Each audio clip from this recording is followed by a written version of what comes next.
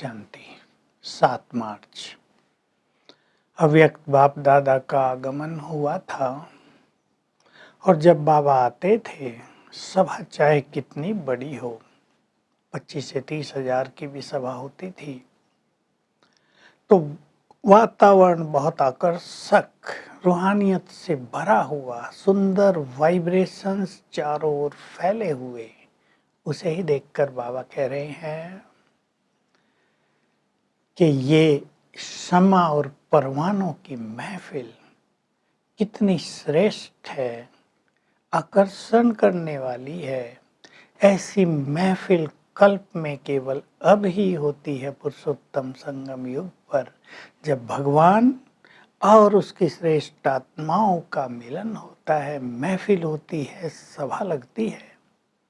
बाबा कहते हैं इस आकर्षण के कारण माया की आकर्षण फीकी और नीरस पड़ जाती है, अर्थात जो उस आकर्षण में रहते हैं उनके लिए माया कुछ नहीं होती, फीकी लगती है, उसका आकर्षण समाप्त हो जाता है। बाबा कह रहे तुम सभी महान आत्माएं, पवित्र आत्माएं, भाग्यवान आत्माएं हो। तुम्हारी विशेषता प्योरिटी की विशेषता है।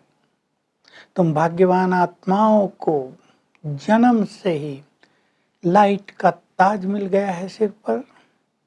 ये लाइट का ताज केवल तुम्हें मिलता है, स्वयं भगवान के द्वारा जन्मते ही पवित्र भव का वरदान मिल जाता है।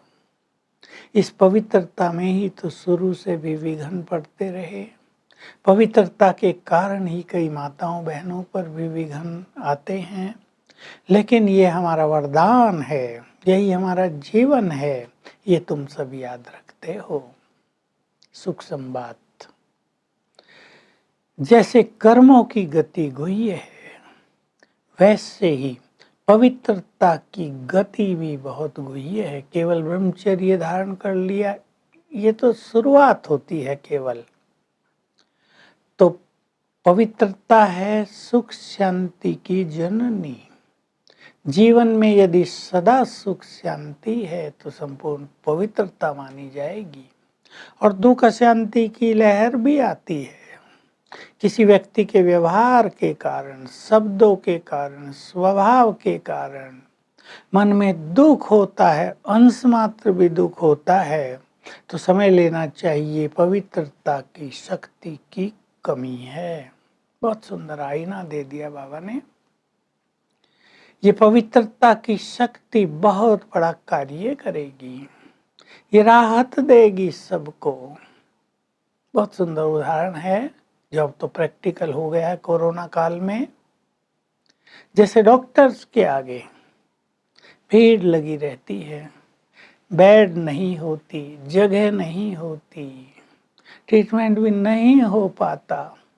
आगे चलकर ऐसा समय आएगा जब बहुत कठिनाई होगी, बीमारी के कारण बीमार व्यक्तियों को हॉस्पिटल्स में जगह नहीं होगी, स्थान नहीं मिलेगा, समय नहीं होगा डॉक्टर्स के पास। तो जैसे भक्ति में जब ऐसी बीमारियां हो जाती हैं तो लोग देवियों के पास ही आते हैं ना, शिव शक्तियों के पास जाते हैं, देवताओं के पास जाते हैं, हम पे दया करो, रहम करो, हमें मदद करो, इस बीमारी से मुक्त करो। वो तो तुम ही हो, वो तुम्हारे पास आएंगे। तो जितनी तुम्हारे पास ये पवित्रता की शक्ति होगी, तुम दूसरों को उतनी ही राहत दे सकोगे। ये भीड़ तुम्हारे सामने भी लगने वाली है, बहुत बड़ी भीड़ लगेगी। दूसरा, जैसे जो अल्पकाल की सिद्धि प्राप्त करते हैं तंत्र मंत्र वाले, उनके पास भी लोग जाते हैं, सफा मिले, थोड़ी राहत मिले, विघ्नों में राहत मिले। लेकिन उनकी सिद्धि अल्पकालीन होती है। परम धाम से आत्माएं आती हैं तो सिद्धियां मिल जाती हैं, उसमें भी पवित्र उन्हें रहना पड़ता है। लेकिन जल्दी उनमें अभिमान आ जाता है, स्वार्थ आ जाता है, धन कमाने लगते हैं, तो जल्दी उनकी सिद्धियां खत्म भी हो जाती हैं। क्योंकि परमात्म विधि से उन्हें सिद्धियां नहीं मिली हैं। तुम सिद्धियां प्राप्त कर रहे हो परमात्म विधि से, पवित्रता के बल से। तो तुम्हारे पास भी बहुत लोग आएंगे बीमार, विघ्नों से भरे हुए। तुम्हारे आगे क्यों लगेगी, तुम्हें भी फुर्सत नहीं होगी। इन सिद्धियों को बढ़ाते चलो। ये प्योरिटी की सिद्धि है। तो जैसे साइंस की शक्ति, मेडिसिन, इंजेक्शन किसी को राहत दे देते हैं, पीड़ा को समाप्त कर देते हैं, तुम्हारी ये रूहानी शक्ति की सिद्धि दूसरों को राहत देगी। उनके पास है साइंस के साधनों की शक्ति, तुम्हारे पास है साइलेंस के साधनों की शक्ति, प्योरिटी की शक्ति। इस सब को बहुत बढ़ाते चलो। तो तुम्हारे पास ये चमत्कार दिखाने वाली सिद्धियां नहीं, रियल सिद्धि, सबको जीवन देने वाली सिद्धियां हैं।